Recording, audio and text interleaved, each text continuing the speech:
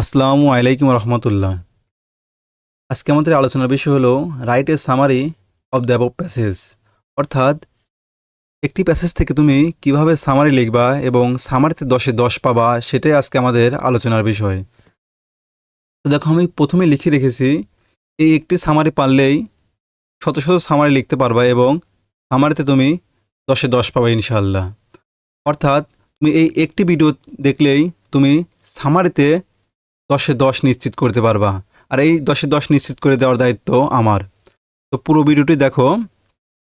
Summary লেখার কিছু নিয়ম আছে ভাইয়া। সামারি লেখার নিয়মগুলো দেখো। সামারিটি অবশ্যই নিজের ভাষায় লিখতে হবে। অর্থাৎ কোনো প্যাসেজ থেকে কোনো ভাষা নেওয়া যাবে না। সামারিটি অবশ্যই 5 থেকে 6টি বাক্যে লিখতে হবে। অর্থাৎ তুমি মনে করতে পারো সামারিতে ভাইয়া 10 মার্ক, আমাদের অবশ্যই 3-4 পৃষ্ঠা লিখতে হবে না।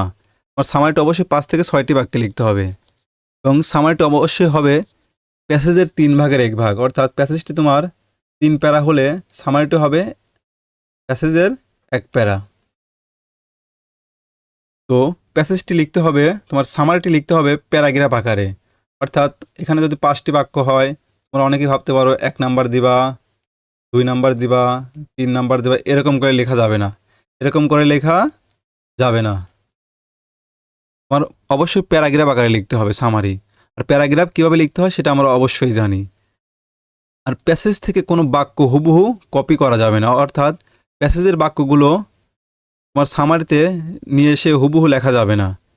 আর সামারিটি অবশ্যই কী হবে, অ্যাসার্টিভ সেন্টেন্সে লিখতে হবে।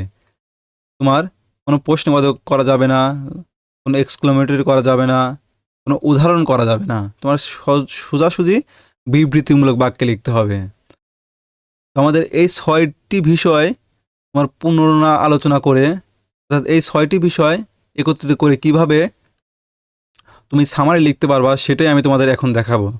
তো দেখো, এখন আমরা গভীর মনোযোগ দিয়ে দেখব কিভাবে সামারি লিখতে হয়। অর্থাৎ এই একটি সামারি পারলেই তুমি সকল প্যাসেজের সামারি লিখতে পারবা, সেটাই আমি তোমাদের এখন দেখাবো। দেখো, গভীর মনোযোগ দিয়ে দেখো। এখানে আমি কি বলেছিলাম, নিজের ভাষায় লিখতে হবে। অর্থাৎ নিজের ভাষায় শুরু করতে হবে, কোনো প্যাসেজের ভাষা নেওয়া যাবে না। আমি দেখো নিজের ভাষায় যদি আমি শুরু করি, তোমরা এটা অবশ্যই নোট করবা। এখানে লিখেছি, this passage is mainly written about the famous writer বা পোয়েট বা সায়েন্টিস্ট। তোমার এখানে যদি প্যাসেজে তোমার থাকে কোনো রাইটার, যদি থাকে তোমার কোনো কবি, কোনো সায়েন্টিস্ট, যেটা থাকবে প্যাসেজে তুমি সেটাই লিখবা। অর্থাৎ সবগুলো লিখবে না, কিন্তু যে কোনো একটা লিখতে হবে তোমার। এখানে বদলে তোমার ড্রামাটিস্টও থাকতে পারে, নভেলিস্টও থাকতে পারে, যে কোনো একটা লিখবা। তারপর লিখবা কি, ওই ব্যক্তির নাম। তার মধ্যে আমাদের একটি বাক্য হয়ে গেল। তারপরে দেখো, শি ওয়াজ বা হি ওয়াজ ব্রন, অর্থাৎ তার জন্মসাল বা জন্মস্থান দিবা, যদি থাকে অবশ্যই থাকবে। আমাদের 2টি বাক্য হয়ে গেল। তারপর কি লিখবা, তৃতীয় বাক্যে এরপর প্যাসেজ থেকে গুরুত্বপূর্ণ 2টা লাইন লিখতে হবে। অর্থাৎ আমাদের এই প্যাসেজটায় কবি কী বলেছে, অর্থাৎ লেখক কী বলেছে, অর্থাৎ মূল সারাংশের 2টি গুরুত্বপূর্ণ লাইন লিখতে হবে। এটা আমরা কোথায় পাবো? প্যাসেজ পড়লে আমরা অবশ্যই বুঝতে পারবো এই প্যাসেজে আমাদের কি বলেছে, সেই অনুযায়ী আমরা 2টি লাইন লিখে দেবো এখানে। তারপর আমরা দেখো 4টি লাইন হয়ে গেল। তারপর আমরা লিখতে পারি, যদি কবি বা লেখক বা সায়েন্টিস্টের যদি মৃত্যু বা মৃত্যুর স্থান দেওয়া থাকে, মৃত্যুর সাল দেওয়া থাকে, তখন আমরা সেটা লিখবো, দ্য ম্যান বা ওম্যান ডেট, মৃত্যুর স্থান বা মৃত্যু সাল। আমরা লাস্টে কী লিখবো দেখো, ফ্রম দিস প্যাসেজ, এই প্যাসেজ হতে বা এই অনুচ্ছেদ হতে we can learn and know many things, আমরা অনেক কিছু শিখতে পারি এবং জানতে পারি, হুইচ যা will be useful in our future life, যা আমাদের পরবর্তী বা ভবিষ্যৎ জীবনকে উপকৃত করবে। আমরা যদি এইভাবে একটি সামারি লিখি, তাহলে আমরা অবশ্যই 10-এ 10 পাবো ইনশাল্লাহ। কারণ এখানে আমি দেখো, আমি প্যাসেজটি সামারিটি শুরু করেছি অবশ্যই নিজের ভাষায়। এখানে তোমার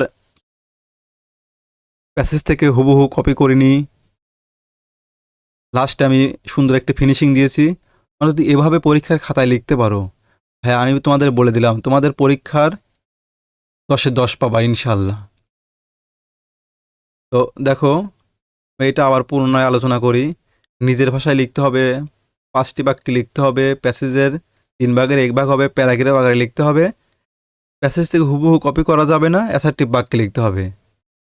দেখো, তুমি স্ক্রিনশট দিয়ে রাখতে পারো। তোমার এই একটি সামারি তোমার মনে থাকলে বা মুখস্থ থাকলে তুমি পরীক্ষার খাতায় তুমি পুরোপুরি নাম্বার তুলে নিয়ে আসতে পারবা। তো তোমরা ভিডিওটা অবশ্যই স্কিপ না করে পুরো ভিডিওটা দেখবে এবং সামারিতে 10-এ 10 নিশ্চিত করবে ইনশাল্লাহ। তো আজকের ভিডিওটা এ পর্যন্তই। পরবর্তী কোনো ভিডিও নিয়ে দেখা হবে আবার ইনশাল্লাহ।